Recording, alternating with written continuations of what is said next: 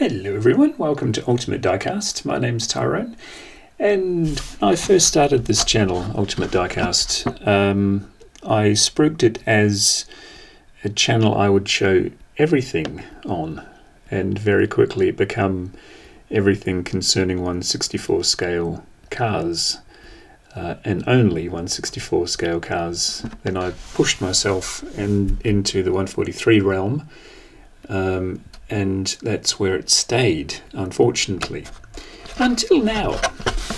Here we have, I think there are over 20 tanks and artillery pieces and all things military.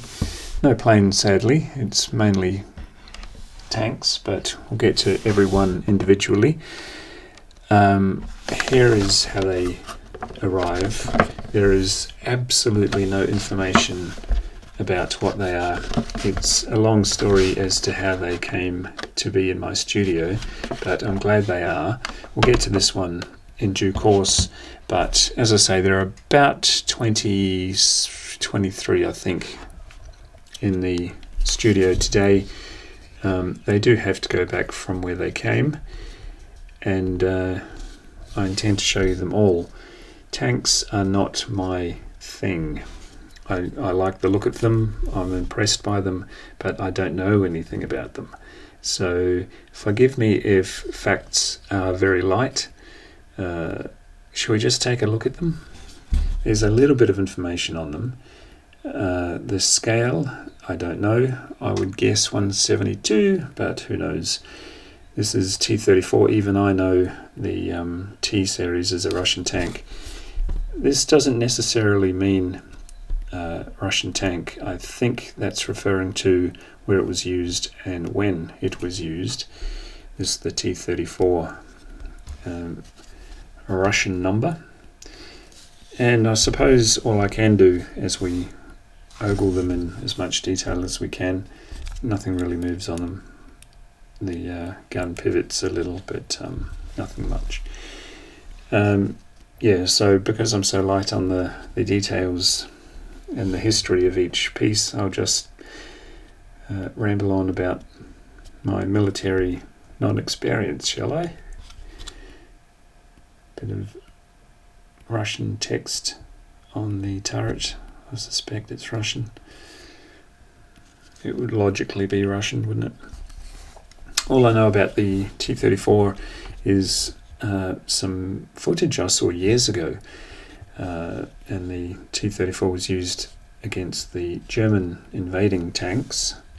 I presume the Battle of Stalingrad, and the story of it was there were so many T34s, but they were completely outgunned by the German Panzer divisions, and so the tactic was just to ram head-on collision style these into the opposing tanks, firing the guns all the way. Sounds heroic, and then you realize that the tank commanders that didn't follow through with that edict were shot at from behind by their own. So, and I think that happens a lot in war, doesn't it? Desperate times call for desperate measures. But I can't imagine being one of the young lads in a tank crew at any time. As I say, I can't tell you a lot about any of these. I know some of you are really into your military, so I hope you enjoy just looking at these. This gun seems to be about to fall off, so I won't play with it any more than I have. 20th Panzer Division, Kursk. I'm guessing that's the theatre of war it was used in, Kursk in 1943. I am interested enough in military stuff to visit military museums around the world. If I find myself in any given town with a museum in it. I've been to many museums around the place. St. Petersburg Military Museum is probably the highlight for me. For any Westerner, anything Russian seems forbidden. This is the M26 Pershing, 33rd Armoured Regiment, 3rd Armoured Division, Germany, 1945, American tank. Really heavy, these things, really heavy.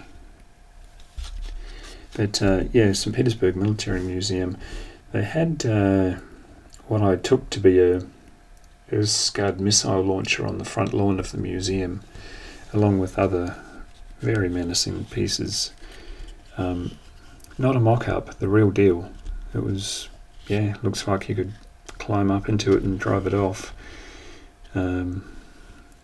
Crazy things. Fireball, the nickname for this tank. Just imagine how hot and loud these things are to ride in, and then of course how freezing they are to have to sleep in. It's not like you pull up to a motel, is it? Just park it and turn it off, and everybody gets a little bit of shut-eye before the next day or next advancement. Should have brought my scales in, they're in the other room, but these are so heavy. Fourth one, they get bigger. Actually, we'll go with this one. This is roughly the same size. This is a nice little thing. 1982, France, and yeah. Most of you will know much about each of these pieces. If you've seen the thumbnail and you saw all the tanks on it, I'm sure you'll be watching now if you're interested in tanks, and cringing at how little I know about all of them, but they do look good. Not the most popular subject at the moment with the current European crisis, but seems to be tanks are on their way out now with the effective weapons they've got against them. Just all goes back to not wanting to be any part of it, not wanting to be in a tank. When I was a young'un, as I bring on the next one, Chieftain tank, that's English, isn't it? Yes, it's got the Union Jack on it. I do know a very small amount. Don't know why it served in Brussels in 1979. Maybe you do. Yeah, when I was a young lad working in a supermarket, the fruit and veg boss was, I think he was Czechoslovakian. I remember his face, I can't quite remember the details around him. Nice enough fellow, but he was in the military in his younger days, and he learned very quickly never to put his hand up for anything when a sergeant or any higher up asked him a question, because the first question they were all asked is, who wants to drive a tank? And his hand shot up, and he was told promptly that he was now the cook, so didn't get to ride in a tank at all. So yeah, I would have thought you'd want your most enthusiastic men to do that sort of thing. But and what have we got? 1, 2, 3, 4, 5. Should we pull out another one? Why not? Oh, this is how they came. Most of them came to me like this. So this is a Panther.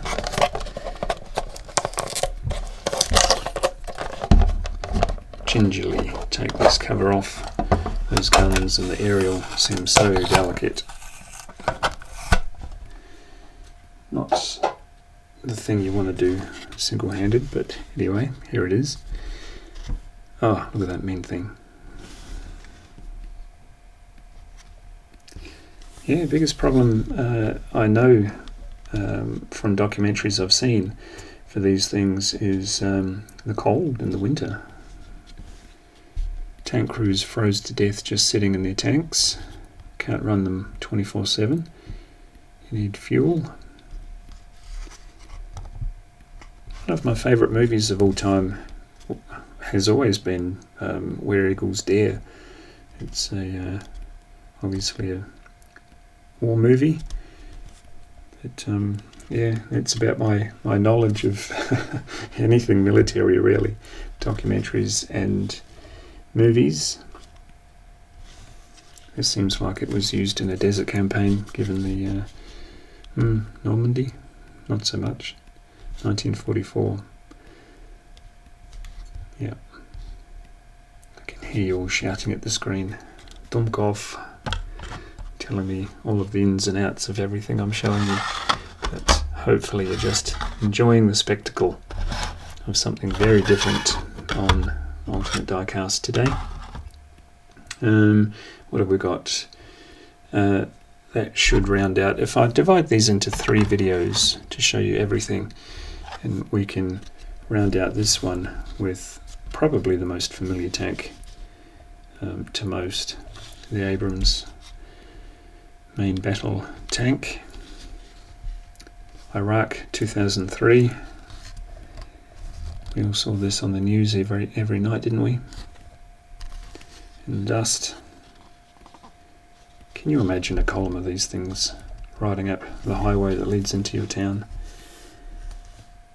My God. Crazy amount of firepower.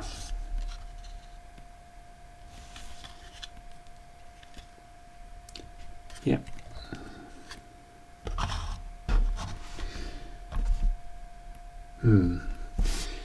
Nice. It's hard to sort of say, wow, cool, because you know that what these things were and still are capable of, even though